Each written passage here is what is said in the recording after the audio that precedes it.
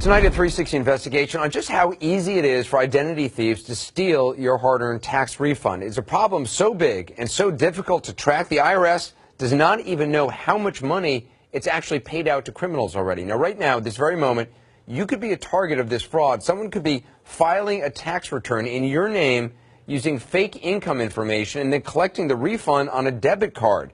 It's happening across the country. Some police departments said the IRS isn't doing enough to stop it. Randy Kay investigates. This is a known gang member. Put your hands on the car. We've just rolled up on what police say is evidence of one of the biggest and easiest frauds in America to pull off. A crime hidden on a piece of plastic, a debit card. He's got the cards, he just purchased them, it looks like. Those debit cards, police say, are used to take advantage of fast tax refunds from the IRS. Here's how it works. The thieves are stealing those refunds by stealing people's Social Security numbers from insiders at hospitals, doctors' offices, even car dealerships, any place where you have to give your personal information.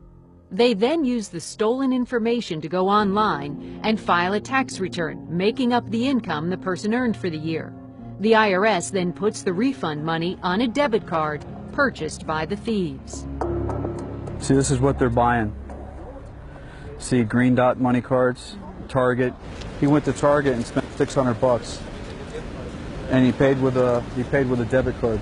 What'd you get, $1,000 for Christmas in gift cards? Police say the man they've pulled over, who's already facing identity theft charges in another case, is a known member of the infamous Money Avenue gang, which specializes in this kind of fraud. Not surprisingly, he's in no mood to talk. I'm just curious what you do for work that you drive such a fancy car. I don't know nothing about that. You don't know nothing about that? Can you tell me if you know anything about identity theft happening around here? I don't know nothing about that. Are you involved in any of the tax fraud? I don't know nothing about that. Detectives Craig Catlin and Rocky Festa of the North Miami Beach, Florida Police Department will later charge him with buying these gift cards with stolen tax return money. Police say here's the same guy on video at Target using a debit card in someone else's name with the money from a fraudulent tax refund on it. And police say he used that debit card to buy those gift cards that were on the front seat of the car. Come on, man. He's arrested for marijuana possession, but police later charged him with grand theft in connection with tax refund fraud. How easy is it to do this? The fraudulent refunds are so easy, it's like the federal government putting crack cocaine in candy machines. It's that easy. The criminals cash in those debit cards as quickly as possible, showing off their riches with expensive luxury cars. They flaunt fancy watches, diamond pendants worth $55,000, and other jewelry, this one inscribed with the words, "Money Hungry."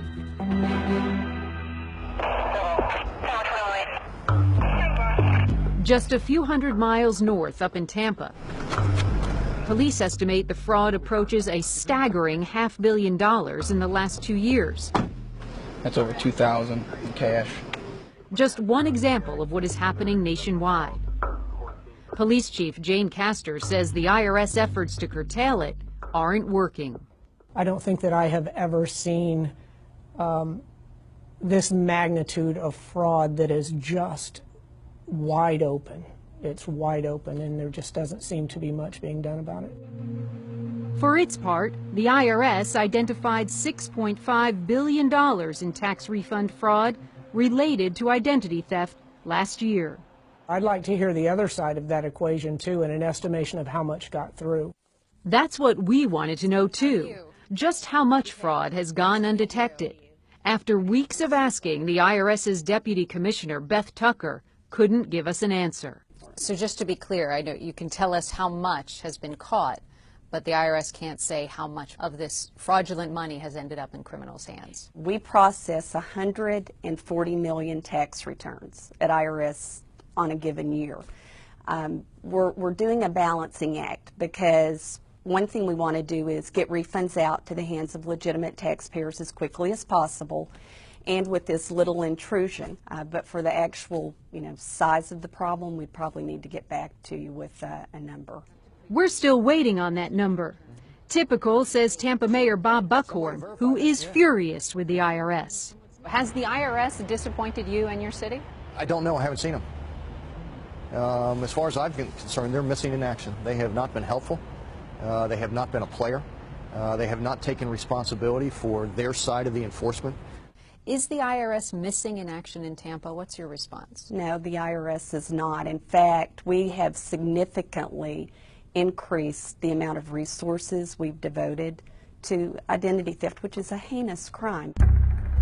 Just 1 week after our interview, the IRS sent a team to meet with Tampa and North Miami Beach police officials.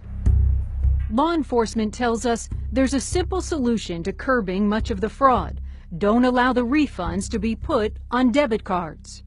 Why hasn't the IRS stopped that? Not every taxpayer has a bank account. And so the debit cards that are issued by a third-party provider are a legitimate way for taxpayers to get their refund. And the fraudsters, they know time is on their side. The faster the IRS sends out the returns, the sooner they get some hard-working taxpayers' cash. It's an underground epidemic. It has taken the place of street-level drug dealing. Are these your cards? It is a very, very scary proposition. So, Randy, where's the guy we saw arrested in your story? Is he still on the street?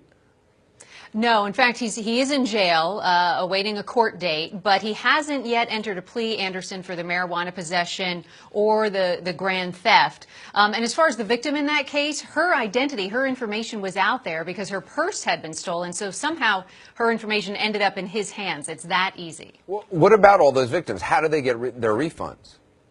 It is such a nightmare for them because the burden is really on them. They have to now prove to the IRS that their identity was stolen and that someone filed taxes in their name. And this can take up to more than a year for them to get their refund back. Now, the Treasury Inspector General says that the IRS isn't realistic about giving victims a time frame. He's also criticized the IRS for even the improvements that they've made, he says, have fallen short. The good news, Anderson, is that the victims do eventually get their refund. The IRS pays twice, once to the fraudster and once to the victim, but it is a nightmare process for them to go through. That's unbelievable. Randy, appreciate it. Randy, thanks.